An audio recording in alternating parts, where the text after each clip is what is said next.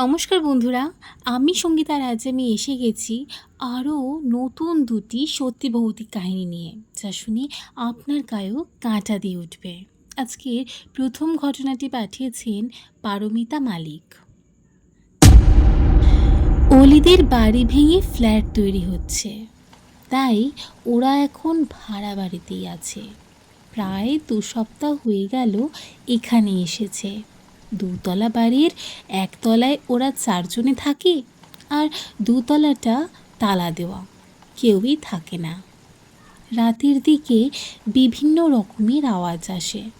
প্রথমে ওরা ছুঁচো, বিড়াল এই জাতীয় কিছু আছে বলেই মনে করত, কিন্তু সপ্তাহ 2 পর বুঝতে পারে বিড়াল ইঁদুরের এসব কাজ হতে পারে না।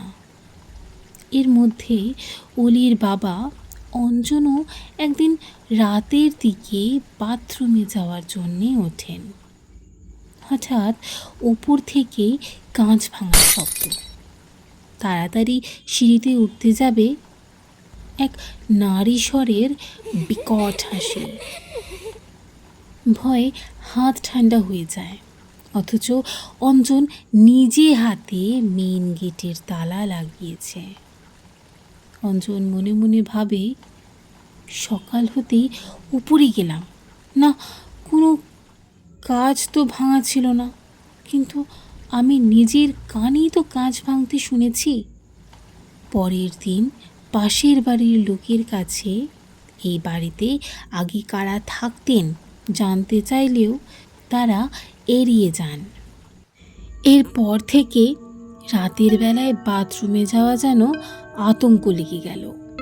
সেদিন সন্ধেবেলায় ছোট্ট মেয়েটি ঘরের বাইরে সিঁড়ির কাছে বাথরুমে গেছে। বেরোবার পথে 4 বছরের মেয়েটি চেঁচিয়ে বলে, বাবা, আমি উপরে খেলতে যাচ্ছি দিদির সাথে। অবাক হয়ে বলি, তোর দিদি তো ঘরে। ও অবাক হয়ে বলে, ওপরের দিদির সাথে খেলতে যাচ্ছি। কোলে করে ওকে ঘরে নিয়ে এলাম। পাড়ার লোকেদের থেকে জানতে পারলাম ওপরের তলায় আগে নাকি মা ও মেয়ে থাকতেন। তারা গলায় দড়ি দিয়ে আত্মঘাতী হয়েছিলেন। 2 দিনের মধ্যেই আমরা প্রমোটারকে বলে অন্য ভাড়া বাড়িতে উঠে গেলাম। তো বন্ধুরা, আজকে প্রথম ঘটনাটি তোমাদের কেমন লাগলো অবশ্যই কমেন্ট বক্সে জানিও। চলো দ্বিতীয় ঘটনায়। আজকে দ্বিতীয় ঘটনাটি পাঠিয়েছেন অনিন্দিতা মুখার্জি। গল্পটি তার দিদার কাছ থেকে শোনা। তিনি ঠিক যেমনভাবে লিখে পাঠিয়েছেন ঠিক তেমনভাবেই পড়ে শোনালাম। চলো। গল্পটা আমার দিদার কাছ থেকে শোনা। আমার দিদার এক পিসির মেয়ের সাথে এই ঘটনাটা ঘটেছিল বাংলাদেশে। সেই দিদির বাড়ি ছিল মাঝখানে উঠোন আর চারপাশে দালান দেওয়া বাড়ি। দিদার দিদি ছিলেন 8 মাসে সন্তান সম্ভবা। এবারে আসছি আসল গল্পে।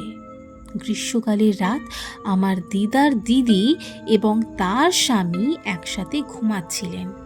ঠিক মাঝরাতের দিকে, প্রায় 2:30-3টে, হঠাৎ ওনার স্বামীর ঘুম ভেঙে যায় আর তিনি দেখেন দিদি বিছানায় নেই।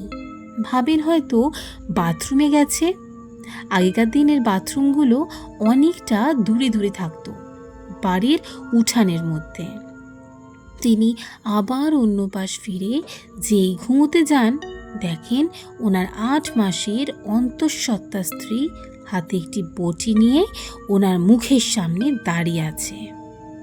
উনি দেখে মারাত্মক চিৎকার করেন এবং ভয় পেয়ে এক ছুটে দরজা থেকে বার হতে চান, কিন্তু তাকে তার স্ত্রী অসম্ভব শক্তি দিয়ে আটকানোর চেষ্টা করে।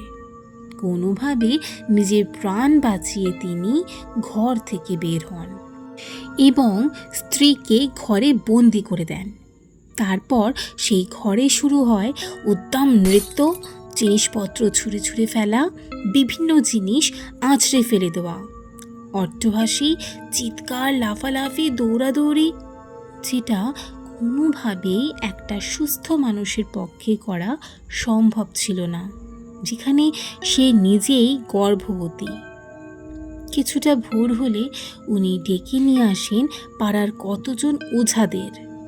তারা আসার পরে তার স্ত্রীর দরজা খুলে তাকে বের করে আনা হয়। ঘর থেকে বেরোনোর সাথে সাথেই সেই দিদি তরতরিয়ে উঠে পড়ে উঠোনের মধ্যে থাকা একটা আম গাছের একদম মগডালে। দিদার কাছে শুনেছি গ্রাম জুড়ে হট্টগোল পড়ে যায়, দলে দলে লোক আসে এসব দেখতে। আম গাছের মগডাল থেকে অন্য গলার স্বরে কথা বলতে শুরু করে। সে বলে তাকে মিষ্টি দিতে হবে, তার জন্য মিষ্টি নিয়েও আসা হয় এবং সে ওই 8 মাসের অন্তঃসত্ত্বা পেট নিয়ে আমডালের মগডালে বসে টপ টপ করে রসগোল্লা খেতে থাকে। এসব অদ্ভুত নানান কীর্তির পরে তাকে নিচে নামিয়ে আনা হয়, ঝাড়ফুঁক শুরু হয়। তারপর জানা যায় এসবের আসল কারণ কি। একটি অদ্ভুত গলার স্বর সমস্ত প্রশ্নের উত্তর দেয়।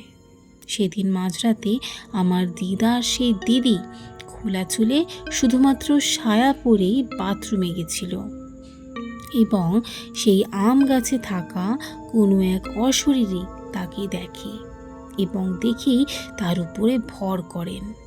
বারবার খালি চিৎকার করে বলে, কেন সে মাঝরাতে এরকম করবে, কেন সে মাঝরাতে এরকমটা করবে।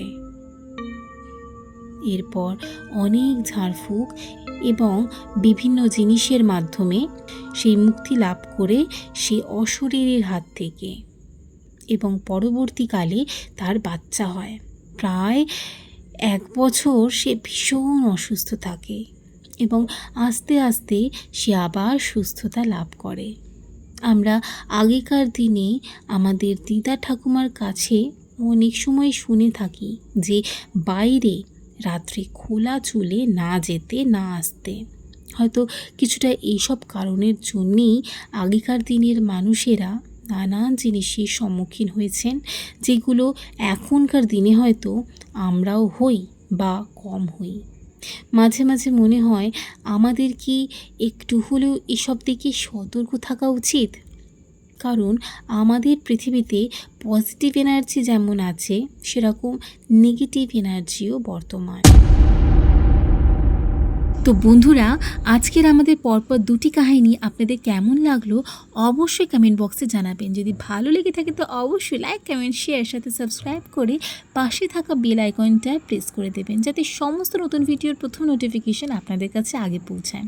ও হ্যাঁ, যদি আপনাদের জীবনেও ঘটে থাকা কোনো ভৌতিক কাহিনী বা শোনা কোনো কাহিনী থাকে তো অবশ্যই স্ক্রিনে আসে এই ইমেল অ্যাড্রেসে বা আমার ফেসবুক পেজে লিখে পাঠাতে পারেন বা কল রেকর্ডিং করেও পাঠাতে পারেন। তো চলো tata, bye bye, stay blessed, be happy.